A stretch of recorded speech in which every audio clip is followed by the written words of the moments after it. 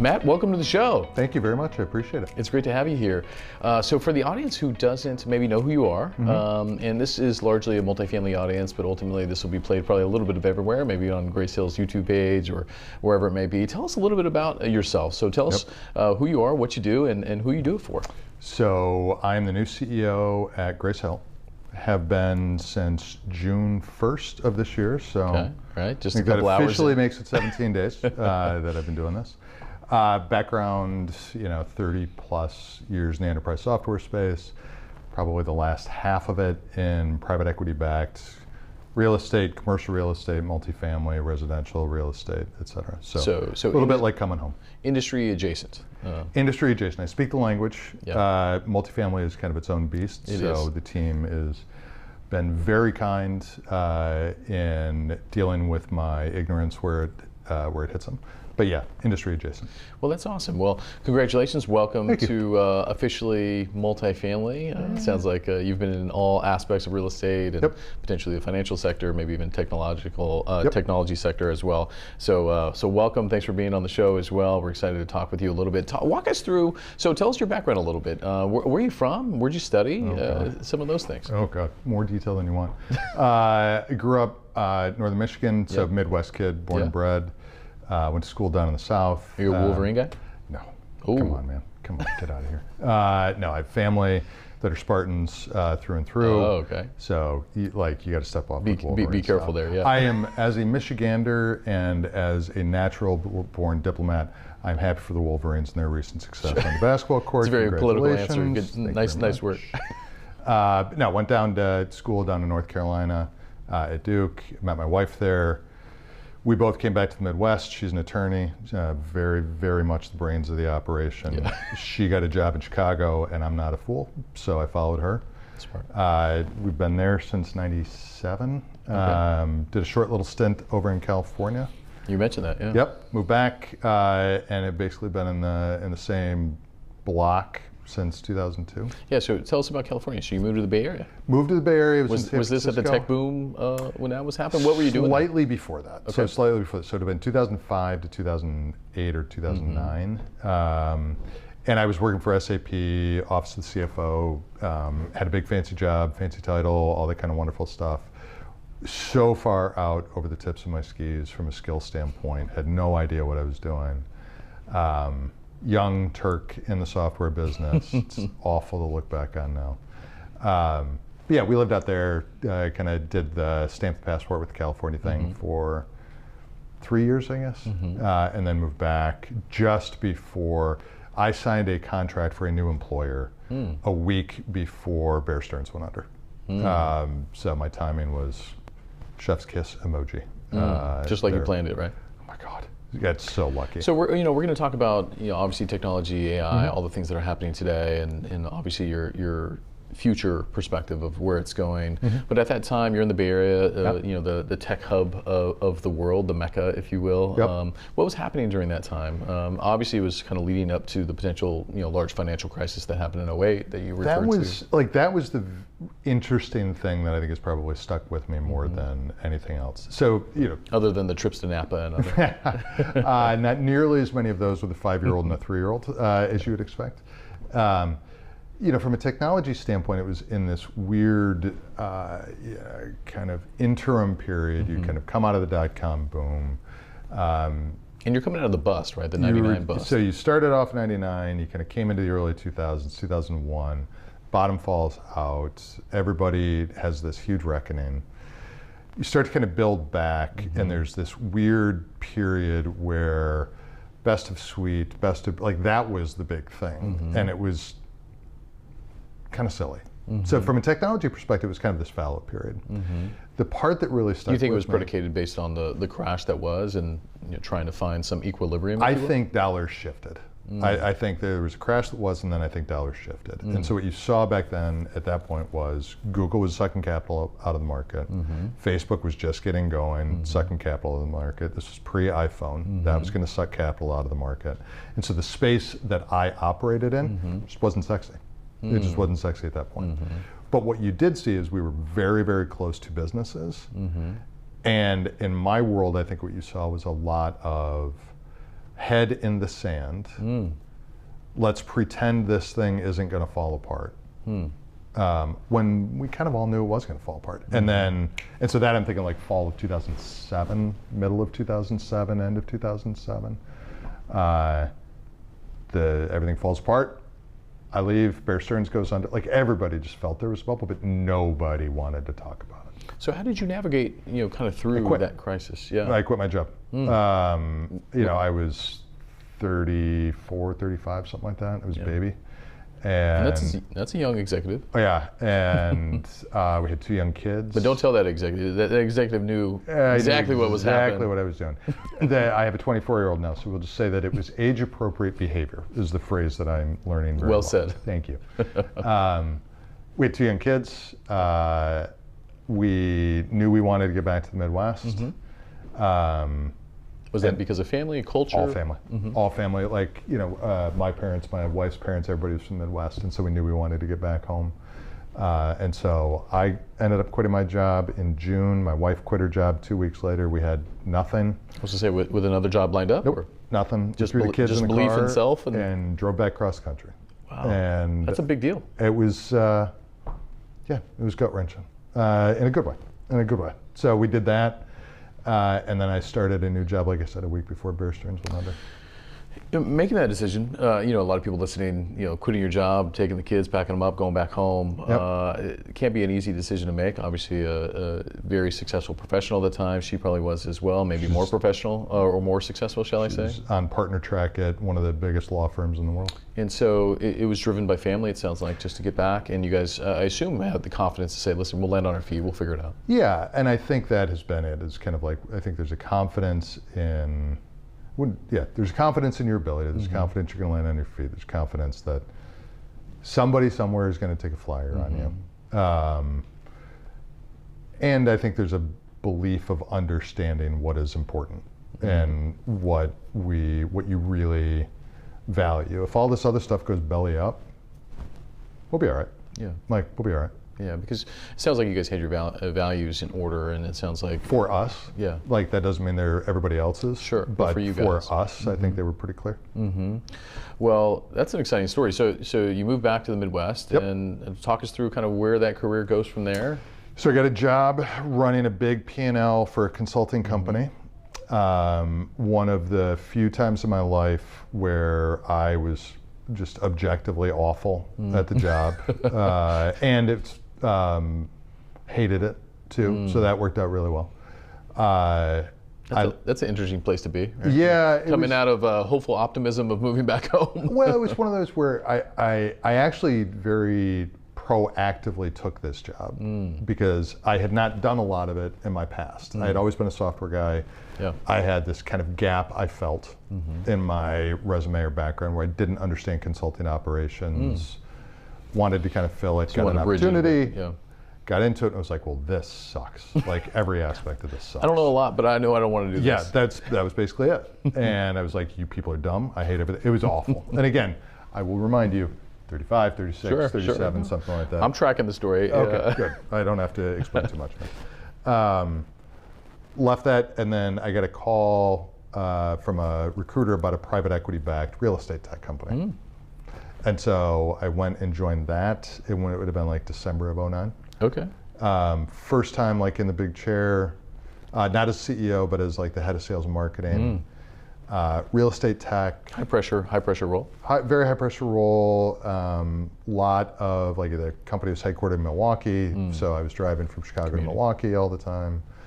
We had just had our third child. How long is that commute? Oh, it's ended 2 hours probably. 2 hours. One way? One way. So I had an apartment up there.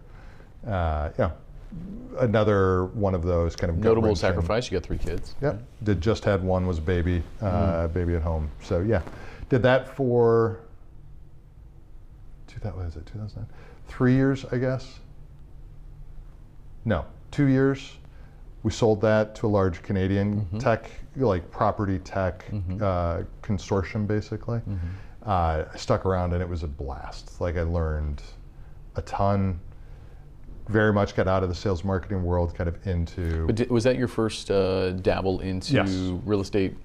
First dabble adjacent? into real estate and first dabble into private equity. Okay. So And it sounded like it was a blast. It was off to the races at that ton point. of fun, ton of fun. Like What was fun about it?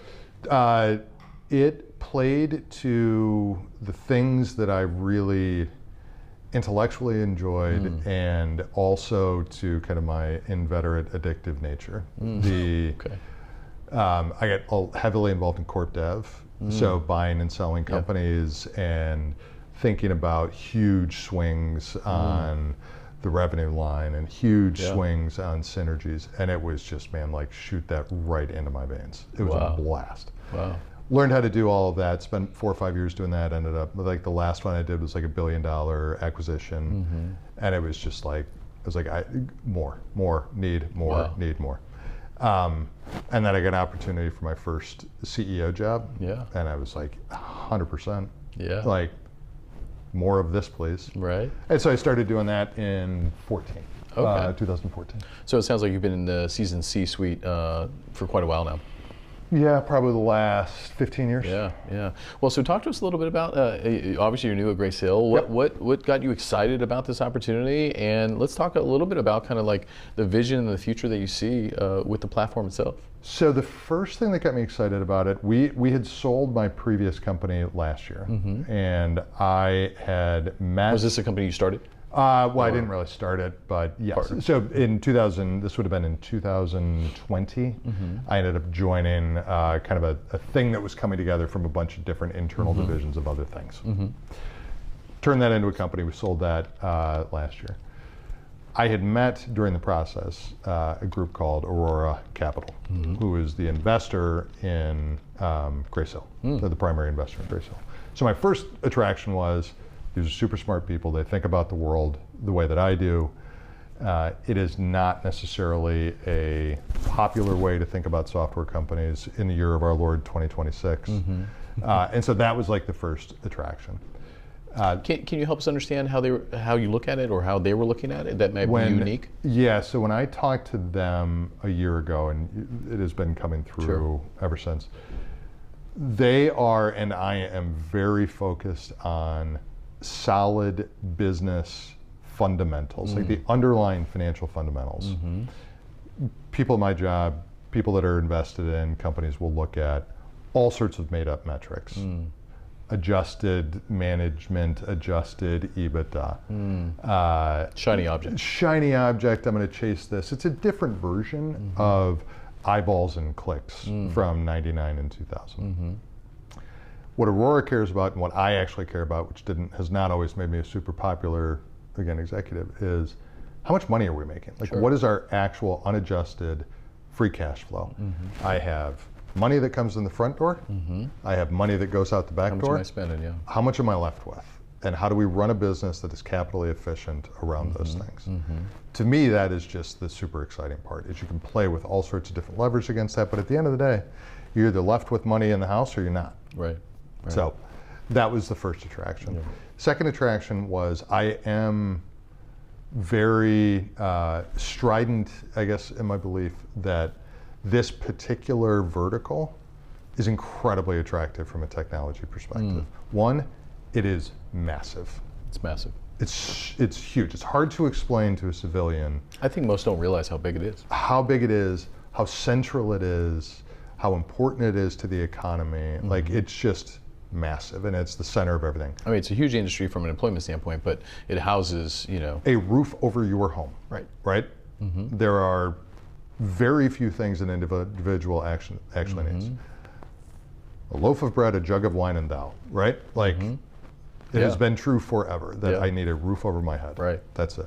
So that was very, very attractive. And it also, it actually does well during economic downturns as well. It's counter-cyclical, right? It's counter-cyclical because it's incredibly stable.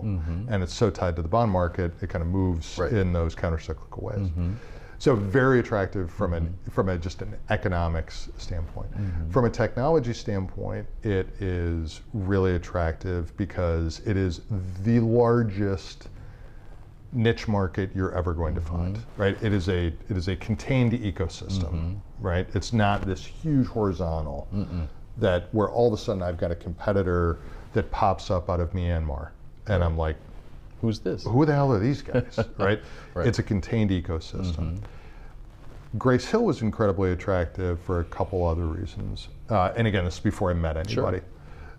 The brand has resonance. That can cut both ways, but the brand has resonance. Sure. That's a good place to start from. You don't have to build it from nothing. I don't have to build it from nothing. I don't have to go out and say, hey, how are you? Grace Hill, here's what. People know it, right? So that's a good one. Second one is, if you think about the world that we are operating in today, AI is coming for everybody. I have an odd feeling we might talk about that later, right? So I have spent a lot of time trying to think about, like, what are defensible positions? More importantly, what are offensive positions? Where can you actually add value in this space? And data stores that have propriety, that have history, that have trend lines, that have efficacy in the market that you're working in are incredibly attractive, incredibly attractive. And so you look at Grace Hill, and it is in a wildly unique position in that. 40 years of the Kingsley Index, right, that's out there. That is incredibly unique. Yeah. So you have that, and then you have this world where, I don't know, again, this is before I met anybody. Sure. I don't really know the team, but from what I can tell on the surface, they seem to be the type of people that I would like to work with. Like, I've been incredibly lucky, like incredibly lucky, which gives me the flexibility to work with people that I actually want to spend time with. Yeah, and having been in multifamily for much of my career, I mean, I think you're stepping into a well-known, well-respected brand, as you articulated earlier, and then ultimately the culture's well-established with great people, good character people, and it sounds like that well-aligned with what you're looking for. It is 100%, and it is, like, the part that I really like about it is, you know, cultures are those things where it's what happens when, like, nobody else is in the room. Right. That's what your culture is. Yeah, it's not a mission statement on a website. It's genuinely, how do we make decisions? Nobody's looking over my shoulder. How are we going to behave? Right. And this is a moral group of people. It's an ethical group of people. It's people that enjoys each other. They enjoy each other's company. And I'll say, just being a long-time multifamily guy, is that I think that's predicated, and that's really kind of what also the brand representation is as well, is that this company is incredibly trustworthy. They have great people, and we want to do business with them. And for you, I think that I would imagine coming in, you're like, hey, listen, we don't have to build all that. We already have that. How can we start leveraging some new technologies to move forward in the future? So let's talk about those new technologies in the future. Obviously, with your background, we touched on it briefly. AI is consuming all conversation in virtually every industry, including multifamily. How do you see automation, pattern recognition, AI, you know, for the future, we'll say, of multifamily through your lens, based on your experience, and how is Grace Hill sort of looking at it, obviously through your lens, I would imagine as well, and how are those two realities kind of coming together, the industry and Grace Hill? It's a very interesting time to, like, be having these conversations, and it's very interesting. Interesting time to be alive. It is, and it's an interesting time again to be, like, with the gray in the beard, and having seen a couple of these cycles before. This is earth-shattering technology. It is earth-shattering, game-changing technology. Yeah, a lot of people say it's, you know, in this business, I've heard it, you know, it's a trend. It's not a trend. It's transformative. No. This is a trend the same way that the internet was a trend, the same way that the microprocessor it's never going back. Was a trend. These are one of those before and after moments. But the part that I think that people forget is that it is a technology, and it is a technology that is in service of people's actual problems, right? And so where I see people fall into what I think are mistakes, personal opinion, are the same mistakes people fell into. You're saying the mistakes of the messaging or usage of the technology. Yes, yes, or their interpretation of what the technology can do, or how it should be used, or what it can't do, or limitations of it, because it's limitations. Where people, I think, have misperceptions of the same ones that they had with the internet, and microprocessors, et cetera. Which is industrial revolution. We get incredibly enamored with the how are we going to solve, and we lose sight of the what are we actually trying to solve, right? My customers' customers, nobody is going to give us a premium or credit for or a discount because we're using AI, they want a roof over their head. Right. They want to understand how they can make and improve their net operating income. They want to improve their employee experience. Those are the what's. Those are the what's. And so what you see people on my end doing is saying AI.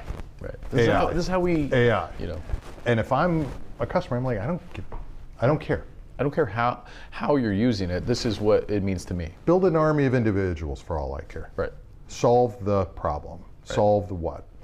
And so you talk about like how is Grace Hill operating? I think if we do a good job, we will stay focused on the what, and then the how becomes an execution in efficiency, capital deployment. How to use the tool itself. How to use the tool most effectively. Understand that the tool is earth-shattering and game-changing and affects everything we do in every way. As long as we stay focused on what are we actually trying to solve and who are we trying to solve it for and what are the unique things that we can bring to the table to solve those problems today. As long as we stay focused on that, the what's going to be fine. So tell us, so leaders listening to you, maybe sort of junior executives that are admiring you from afar and saying, you know. They're silly people. Silly people, Tom. Well, so they're looking at you and say, hey, Matt, you know, like, you know, how are you going to go about doing this? Because it ultimately, I don't want to say it's a culture change, but it's a culture evolution, right, within organizations. I'd love to learn, you know, from your seasoned, you know, leadership. That was well done. That was very well done. To understand, like, how are you approaching that? Because to be honest, I think not just multifamily companies, but I think almost every company and every industry, they're looking to their leaders to say, how are you going to, you know, embrace this new technology, but also help transform our organization in a way that gets collective buy-in, so that we can move forward and solve the problems of the future. Yeah, I know this is all going to sound incredibly cliche, okay? But things are cliches for reasons, right? They have resonance.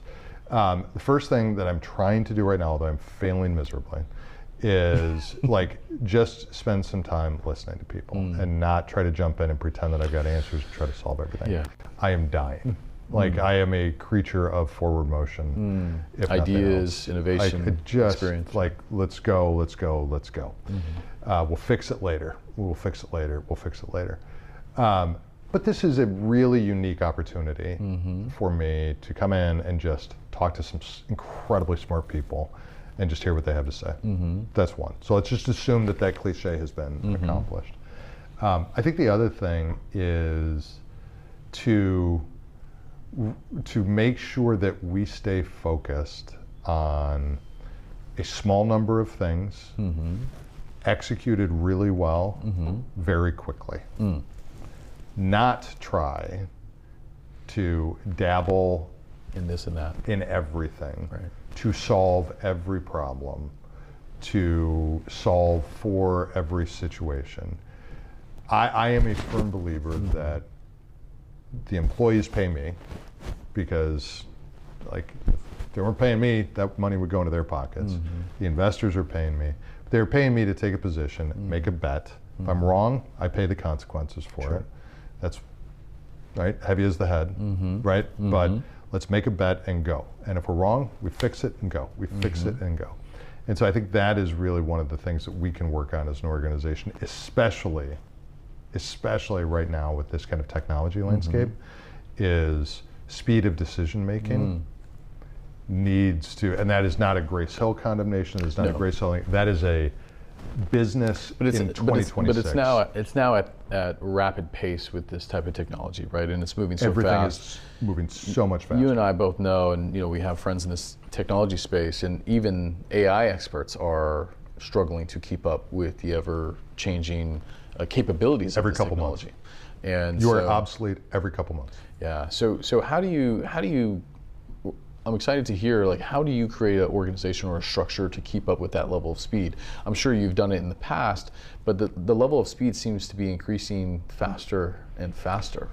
I think there's a couple things to it, right? So one is making sure that the members of the team recognize and understand that they are actually that.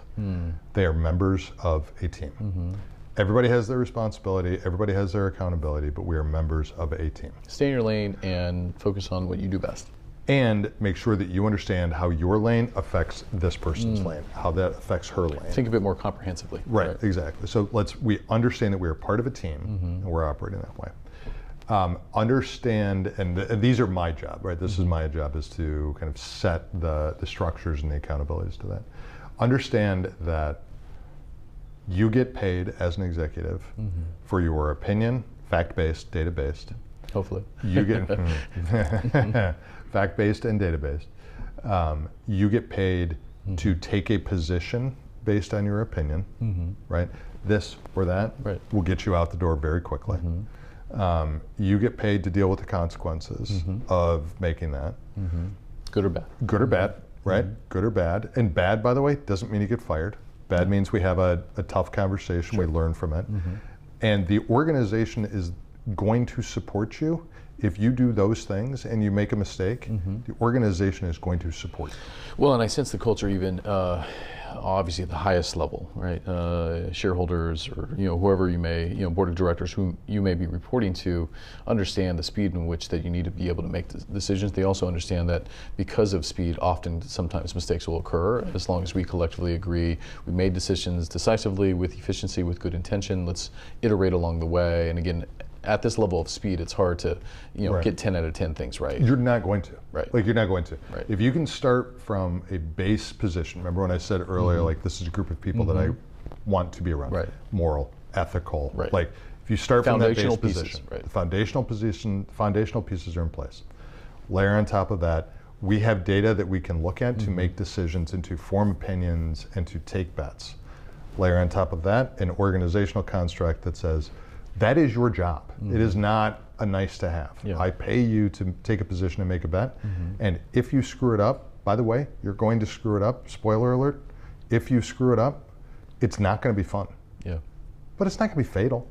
Yeah. Like, we're going to learn from it, we're going to tweak it, and then we're going to move on. Yeah, I mean, thanks for saying it like that. And I think a lot of people listening, will appreciate your experience in, it's not going to be fun, but it's not going to be fatal. Right. And I think a lot of people sometimes get so paralyzed in their inability to make a decision, even executives probably at times. 100%. But mid-level management, right? Like, I don't know what to do. And it's like, listen, we need to make a decision. It's not going to be fun if we're wrong, but at the end of the day, we're going to make payroll. Yeah, you're going to be okay. We just need to move fine. forward, and we need to move forward at the pace of business. I grew up a Reformed Catholic. I was very bad at it. But one of the things that has stuck with me on that is, like, sins of omission and sins of commission. Right? Sins of omission are death. Sins of commission, we can deal with. Yeah. Like, we can deal with. You make a mistake doing something. Forgivable. I can deal with that. Yeah. You make a mistake because you were afraid to do something, I can't deal with that. Yeah. That's more of an emotional calibration that you probably can't fix. And it's incredibly hard to change that orientation. And it's paralyzing. It's paralyzing, it's infectious. Other people start to respond Toxic, to it. if you will, right? Exactly. Yeah. Sins of commission, hey, you made a mistake, you screwed up. Yeah. It's going to be Don't take it personal, keep moving. It's going to be a tough couple weeks while we dig out from this, and, like, I get to make fun of you now. Yeah. Don't spiral. But come on, back on the horse. Yeah. Well, that's so obviously having a fresh pair of eyes for you in this industry as we go forward. We've talked about a lot of great things here today. Where do you see opportunity for Grace Hill? Really, and ultimately, the question is, where do you see opportunity for multifamily real estate to leverage, this type of technology going forward and serve its customers ultimately? So the problem with the second one, I think, is everywhere. Right? There are opportunities everywhere. If I think about it very specifically from a Grace Hill lens, I think utilizing some of these technologies for making employees much more effective. Like, you can just think about very basic things around how can I throw off a training signal based on how an employee interacts with a potential resident or a potential prospect. Hey, I heard this, I saw this in a survey, I saw this in a mystery shop. Have that fire off an immediate alert around a training opportunity, a skill opportunity, a development opportunity, et cetera. I mean, incredibly basic, Right. incredibly powerful, right? Incredibly powerful. But how that employee can then get much better at how they interact with prospects or potential leases and all that kind of wonderful stuff. For Grace Hill, I think the opportunity is, how do we simplify some of the things that we are doing to focus on a more core value proposition around that, again, what are we trying to solve for? At the end of the day, what we're trying to solve for is we're trying to drive NOI, right? We're trying to drive NOI for property managers and investors and employees and all of those folks. We're trying to do that based on this mass of technologies that we have, but at the end of the day, it really comes down to, are we helping the employee become more efficient, become more confident, become more confident? Yeah. Are we helping the employee, and ultimately is the employee able to help the end user, right, the customer? Which then is the biggest lever for those folks in driving NOI. Yeah, makes total sense. Well, this has been fun. I got a couple final questions, kind of a this or that I'll ask you. You're a decisive guy, so I don't think you're going to take much time on many of these. This is going to be terrible. But these are easy. They're not as controversial as maybe we've done in the past. Coffee or tea? Coffee. Coffee. Coffee. Bizarre question. Early bird or night owl? Early bird. Favorite book? Too many to count. If you put one gun to my head, East of Eden. Favorite Power of One by Bryce Courtney. Favorite podcast? The rest is history. This is a fun one. Most used AI tool? You a cloud guy? It's going to sound weird. Change over time. Right now, Whoop. Whoop. Yep, has conversational agentic AI. So you're talking to it? I am talking to it, and it is telling me all of the things that I'm doing wrong in the last 18 days, 17 days. This question says one word to describe the future of Grace Hill, but I'll give you 5 words. Describe the future of Grace Hill in 5 words? In a phrase. My marketing team, by the way, is going to love this because this is what I've been kicking their ass on over the last 17 days. We're succinct. We're bringing it together. You know what? It's the hardest thing in the world to do is simplify. Instead of one word, I'll give you one phrase, one sentence. The future of Grace Hill. The future of Grace Hill, I think, is unwritten and exciting. Well said. Is that 5 words or less? Somewhere in there. I think it's 3. Love how succinct that was. That's one word, right? And exciting. Unwritten and exciting. I'm looking at people who say it's 3 words. Thanks, Nice meeting you. It was really Thanks for being on the show. Appreciate it. Awesome.